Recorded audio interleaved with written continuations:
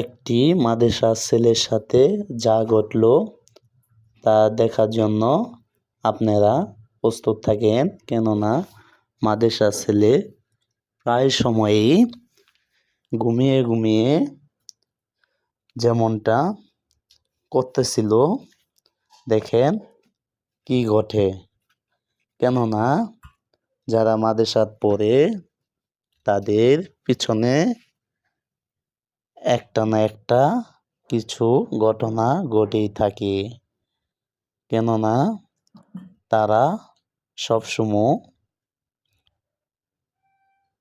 পাক পবিত্র থাকার জন্য থাকতে হয়। আর যদি না থাকে ভুলবশত, তাহলেই এই যে ছেলের সাথে যে ঘটনা ঘটছে আপনারা তা দেখে বিশ্বাস করতে পারবেন না।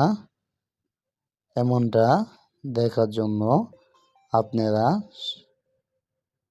শেষ দৃষ্টে ভিডিওটা দেখতে থাকুন, কেননা এই দেখেন ছেলেটার সাথে কি ঘটতেছে।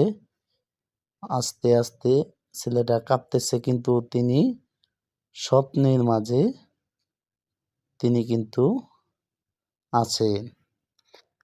স্বপ্নে কি দেখার পরে যেমনটা করতেছিল দেখতে থাকুন। বিরাট একটি নিজে কিন্তু তিনি ভয় পাচ্ছেন, কিন্তু তিনি বুঝতেছেন না, তিনি ঘুমিয়ে আছেন। ঘুমের মধ্যে প্রায় সময়ই এমন ঘটনা ঘটে থাকে, আর এটা একমাত্র যারা মাদ্রাসায় এবং কি